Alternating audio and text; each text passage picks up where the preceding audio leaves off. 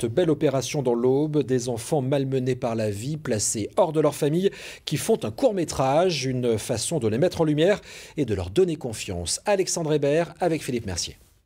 Silence, ça tourne. Pour ces jeunes comédiens, la concentration est au maximum. Car à l'espace d'une journée, ils vont faire du cinéma comme des grands, des enfants pour qui il s'agit surtout d'un jeu. On va tourner sur les rails, je pense, et après, on va être dans une tente, on rigole, on joue, voilà. Particularité, tous ces enfants ont été placés dans une structure d'accueil sur décision de justice, bien souvent à cause de maltraitance. La plupart ne rentrent jamais chez leurs parents. Pour la fondation qui gère le village d'enfants où ils sont placés, c'est une façon de les mettre en lumière. Ce sont des enfants qui ont un passé quand même un petit peu chaotique, pas facile.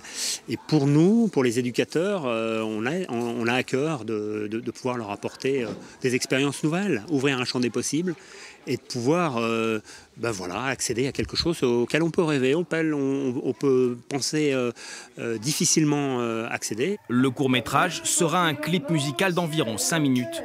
Alors les enfants sont impliqués dans l'ensemble du processus créatif, du maquillage à la prise de son, en passant par la chanson. Mais pas de quoi leur faire tourner la tête. C'est pas impressionnant de se retrouver projeté comme ça sur le devant de la scène? Aussi un petit peu, mais je commence à m'y habituer. Oui, ça va. Et t'as l'air d'aimer ça? Oui, aussi.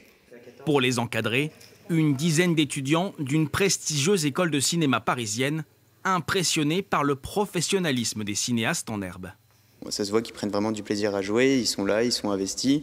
On leur demande de faire quand même un bon tournage, donc c'est fatigant, mais pourtant ils sont quand même là avec le sourire et ils prennent du plaisir à le faire et ça se voit. En tout, 15 courts-métrages comme celui-ci sont tournés partout en France.